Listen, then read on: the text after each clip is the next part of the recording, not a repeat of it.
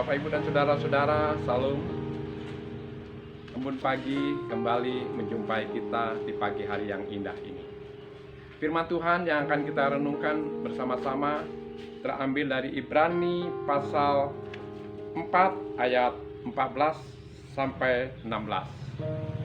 Karena kita sekarang mempunyai imam besar agung yang telah melintasi semua langit, yaitu Yesus Anak Allah. Baiklah kita teguh berpegang pada pengakuan iman kita. Sebab imam besar yang kita punyai bukanlah imam besar yang tidak dapat turut merasakan kelemahan-kelemahan kita. Sebaliknya sama dengan kita. Ia telah dicobai hanya tidak berbuat dosa. Sebab itu marilah kita dengan penuh keberanian menghampiri tata kasih karunia supaya kita menerima rahmat-Nya dan menemukan kasih karunia untuk mendapatkan pertolongan kita pada waktunya. Bapak, Ibu, dan saudara-saudara, siapa yang membawamu?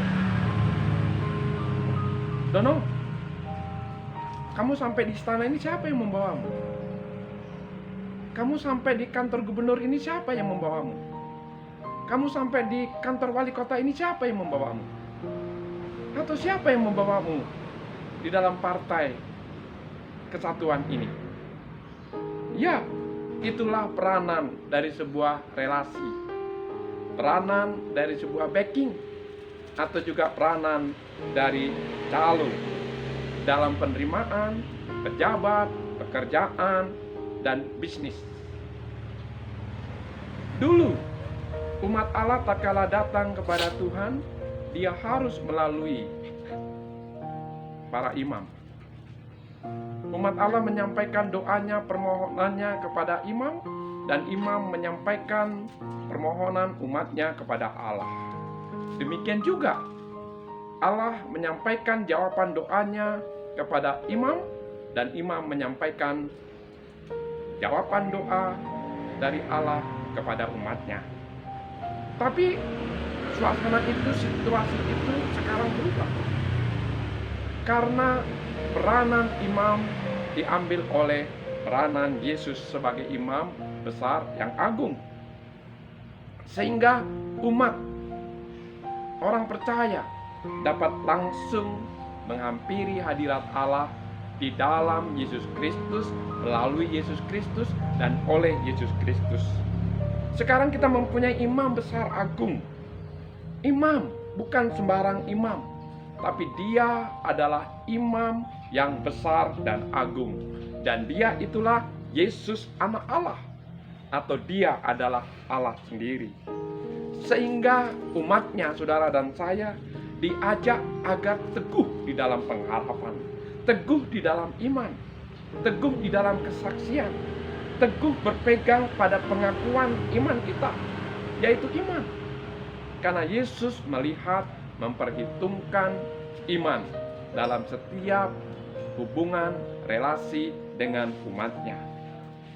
Sebab imam yang besar, yang agung itu bukan sembarang imam. Di samping dia besar dan agung, tapi dia adalah imam yang dapat merasakan kelemahan-kelemahan kita. Dia dapat merasakan keterbatasan-keterbatasan kita, kelemahan-kelemahan kita, kekurangan-kekurangan kita. Dan dia juga dapat merasakan segala kesulitan, kesukaran, bahkan penderitaan kita. Karena dia juga telah dicobai, sama dengan kita. Hanya dia tidak berbuat dosa. Pencobaan, kesukaran bisa menimbulkan dosa.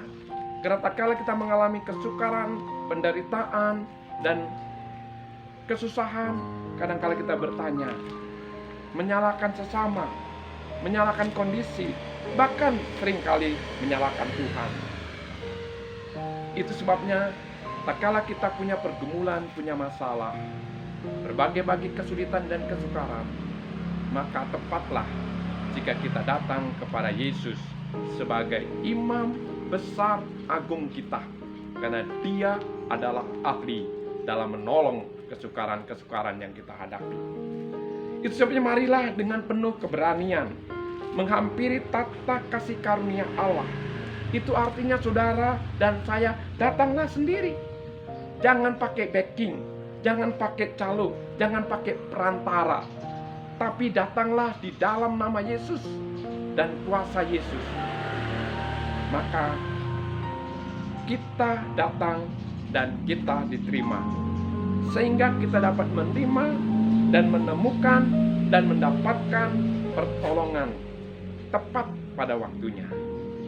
Itu sebabnya Bapak, Ibu, dan saudara-saudara, jika saat ini kita mengalami berbagai kesulitan, pergumulan, dan masalah, dan kesukaran-kesukaran, dan nampaknya kita melihat jalan telah buntu, pintu telah tertutup, baik depan, belakang, kanan maupun kiri, maka saatnya pada saat ini kita menatap ke atas, menatap ke surga, ke Imam Besar Agung kita, yaitu Yesus Kristus, karena Dia mendengar doamu dan Dia menerimamu.